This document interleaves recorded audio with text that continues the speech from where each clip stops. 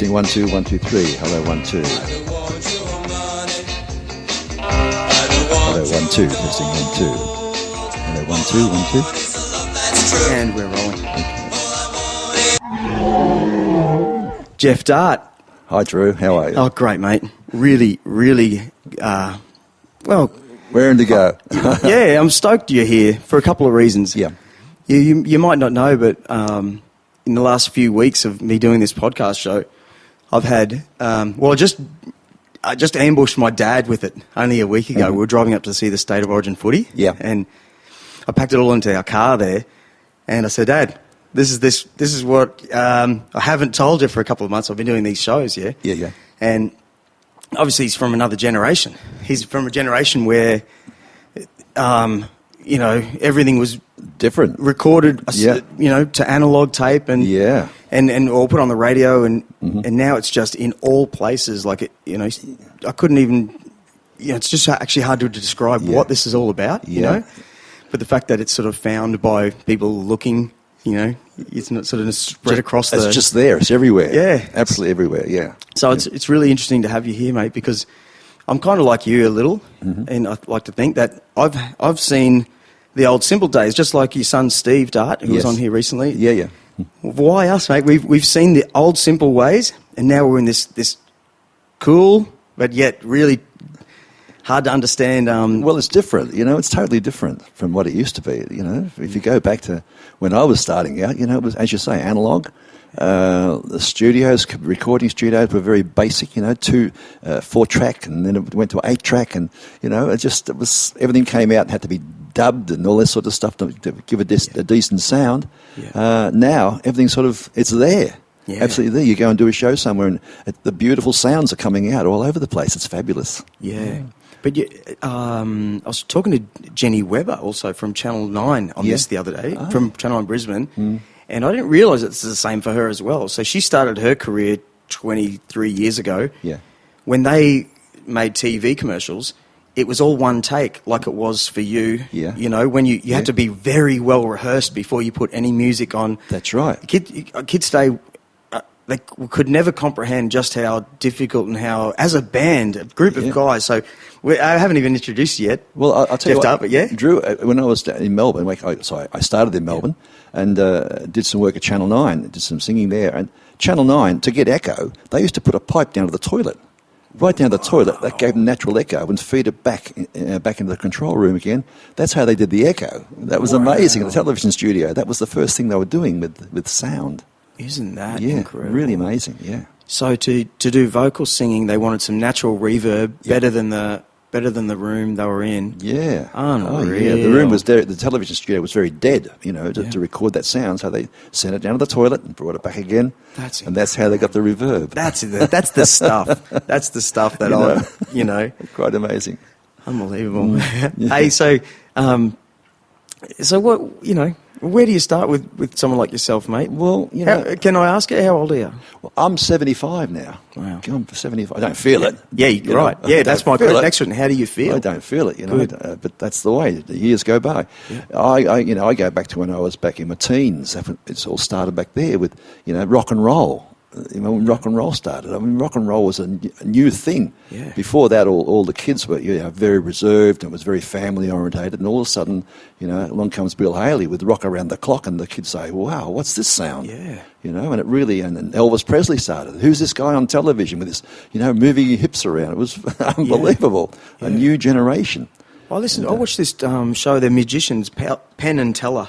They had this episode called Teenagers. And it really hit home that teenage was actually invented with rock, in the combination when you think about it. Yeah. Because like you just said, before TV was invented, kids wore like the hand-me-down clothes of their parents. Yeah. So it was all this same sort of fabric, right? That's right. Then they invented nylon. Yeah. You got colours and things. Mm-hmm. Girls looked a certain way, and then they were shown on TV, and rock and roll and instruments, and then bang, the teenager was created. Yeah, all of a sudden they had a world of their own starting. It was and just you were there. Yeah, it was exciting. It was really exciting.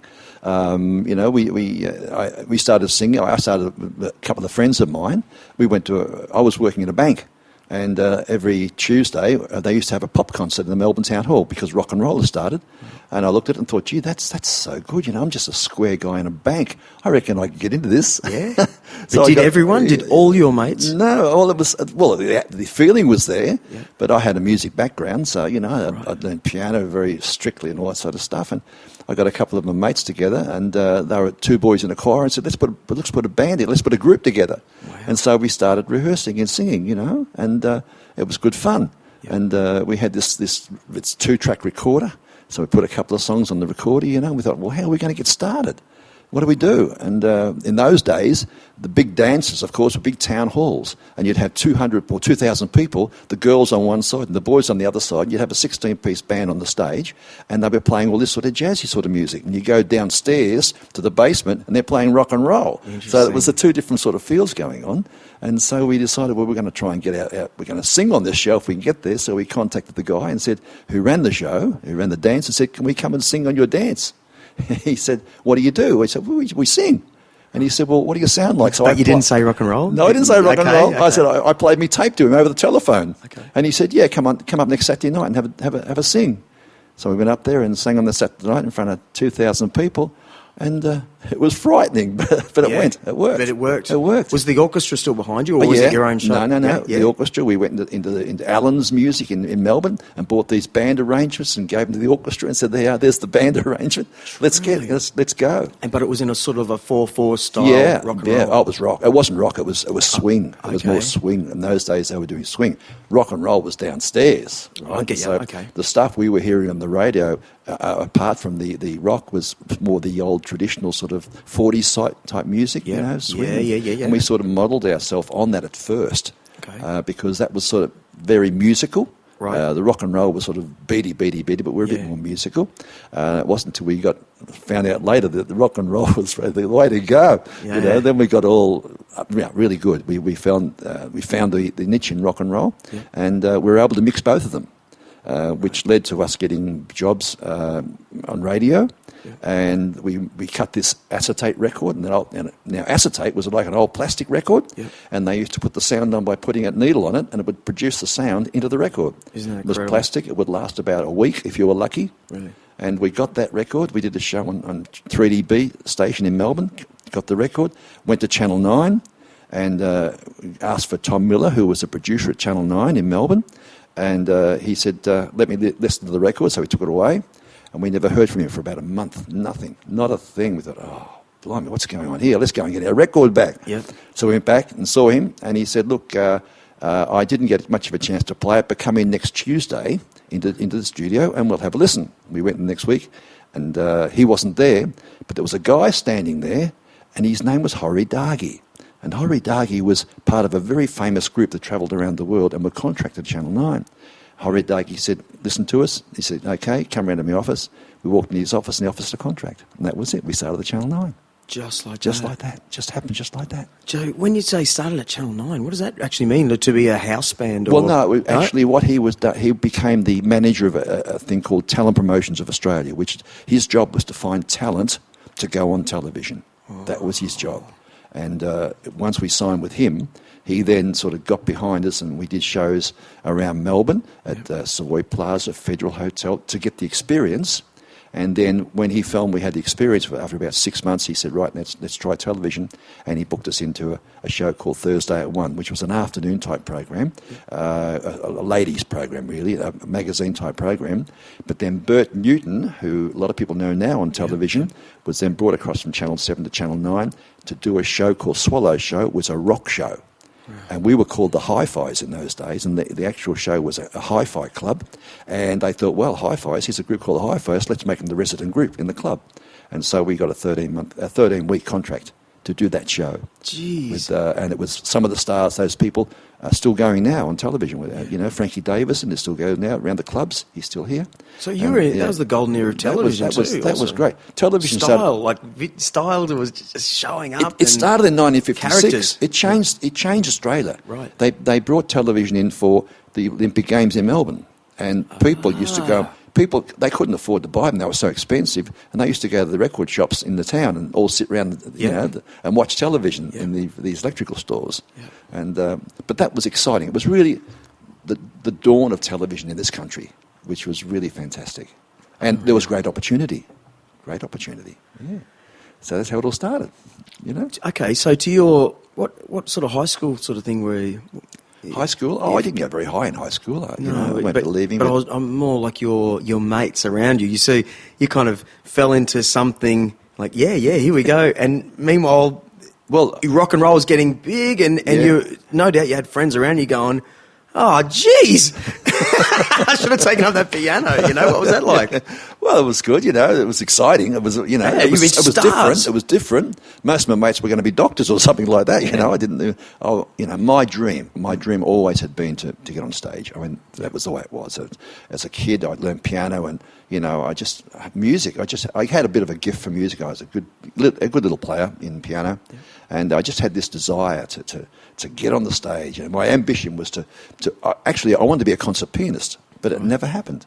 I changed. I went from the classical to rock and roll. Yeah. And so, it wasn't all rock. We did jazz as well, but we concentrated. The rock was coming in, and that was the way to go. Yeah. That's where it was all happening. Was there a dollar to be made? Put it this way, I left high school in 89, and I was in an original band that actually went pretty well. If you remember the Angels. Yes. So the drummer from the Angels liked us, and we did a lot of shows with them. And so for our peers in Brisbane, we were doing great, okay?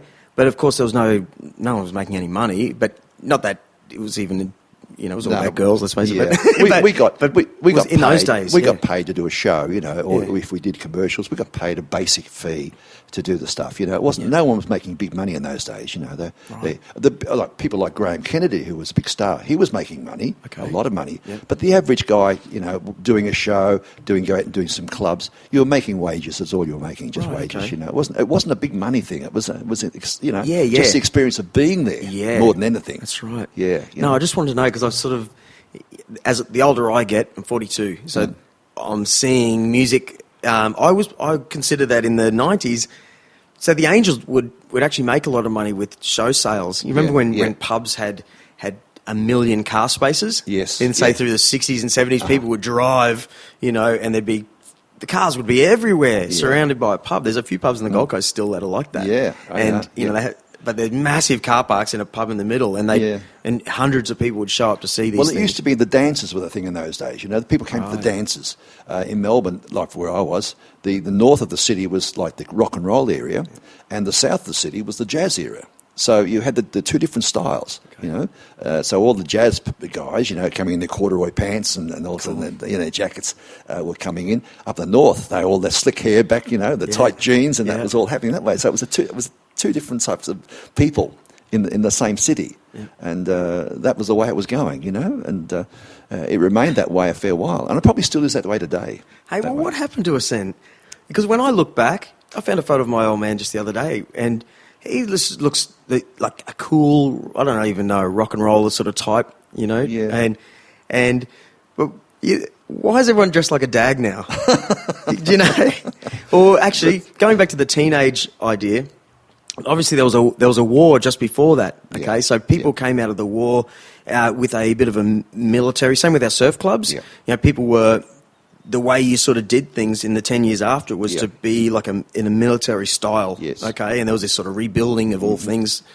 Space, but then rock and roll came along. People started to relax. Yeah, I don't think it's nowadays. I think that the dress is not such an important thing. It's the dress doesn't matter. People sort of wear whatever they want to feel like wearing. Yeah. In our day, back then, you had to wear a suit. I mean, everyone wore suits. Wow. If you went on television, you were dressed as a suit. Yeah. Even the old rock and rollers, they might be dressed in a lame jacket, but it was still very well dressed. Yeah. You were very smartly dressed. Yeah.